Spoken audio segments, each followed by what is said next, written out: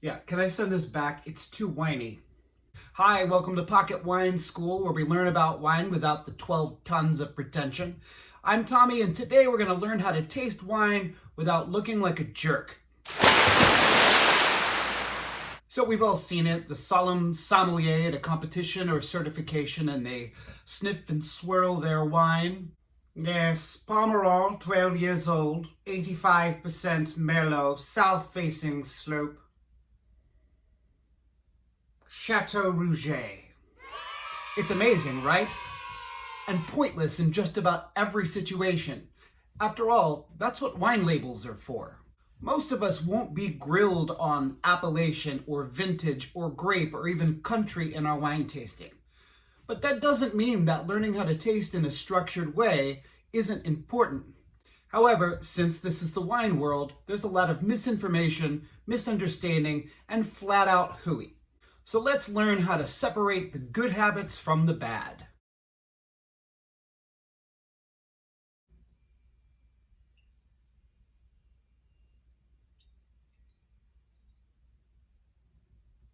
Long ago, it was thought that the better the legs on a wine, the better the wine was. What are legs? Well, when you swirl a wine, you'll see the kind of clear, viscous-looking thing sliding down the side. These are called the legs. The longer that stays up in the glass, the bigger the legs are. It has nothing to do with the quality of the wine. Instead, it's just an indication mostly of the sugar and alcohol levels in the wine. Now, if you are a professional wine taster or a winemaker or an enologist who studies wine, this actually can be useful information.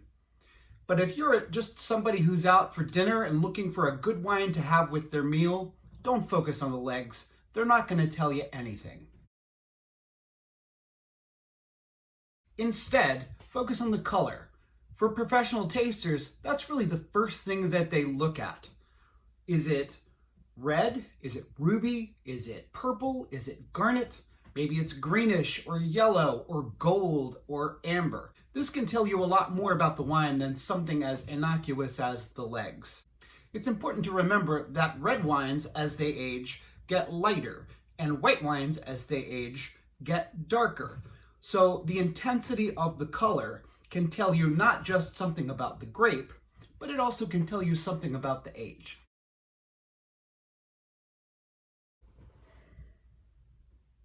Candied brambleberry and grandmother's purse.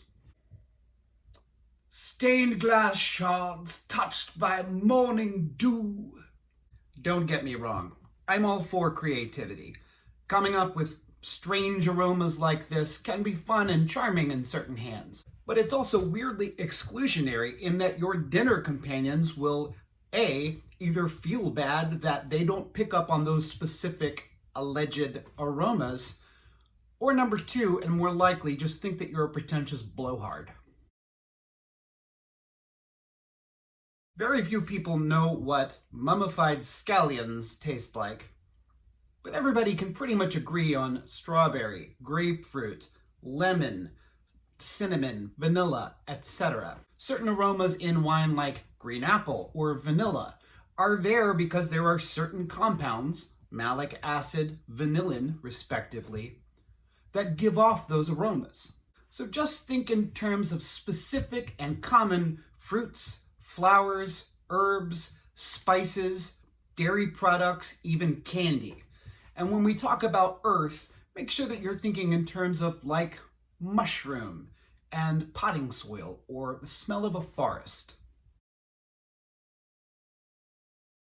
For a professional wine taster, aromas are really only part of the job, and sometimes, with some wines, they're not even the most important part. When you go out to a nice restaurant and your dinner comes, you don't sniff it and try to pick out all of the different ingredients that are in it. You smell some aroma and maybe focus on one or two like rosemary or garlic, and then you start lifting forkfuls of it into your mouth. So if this is how we experience high quality food, which actually contain some of these ingredients, why do we treat wine any differently? There are so many other parts that contribute to the experience of wine. Acids, tannins, the levels of sweetness, the body, and yes, the alcohol. Think about whether the wine makes you salivate or causes your mouth to tingle. This usually tells something about the acid, which in turn can tell you something about when the grapes were harvested or what the climate was like, if it was a particularly cool climate. Tannins are those things that dry out your mouth. You find them in tea. Think about chewing on tea leaves, or think about biting into a grape seed. Those are the things that dry out your mouth, and they can provide wine's structure.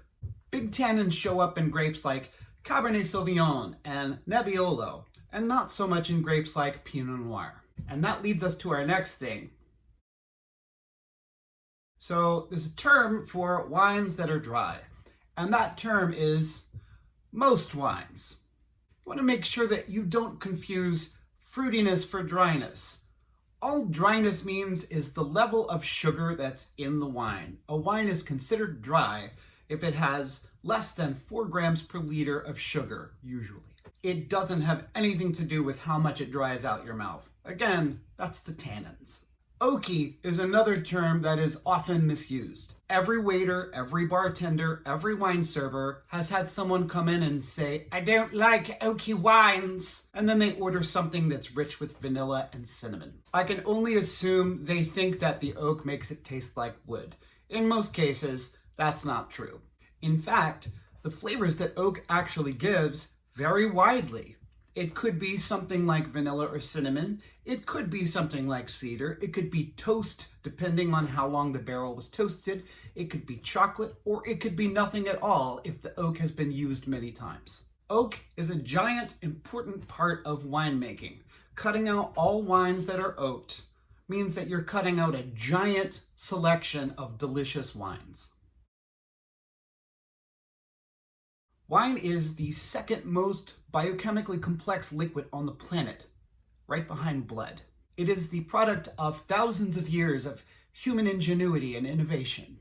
It is as much a part of the human experience as anything else. Take your time with it. If you want to get trashed, have at it. But maybe that isn't the best use of the aforementioned 12-year-old Pomerol, unless you're just looking to show off your bank account, in which case you've got bigger problems. Take the wine in carefully and spend time with it. You don't need gadgets like decanters or aerators or grape-specific wine glasses. You just need a glass, a bottle, maybe some food, some friends, and enough time to enjoy one of the world's great beverages. Hey, if you liked this video and you want to learn more about wine, click like and subscribe for more updates. And as always, rock out with your cork out.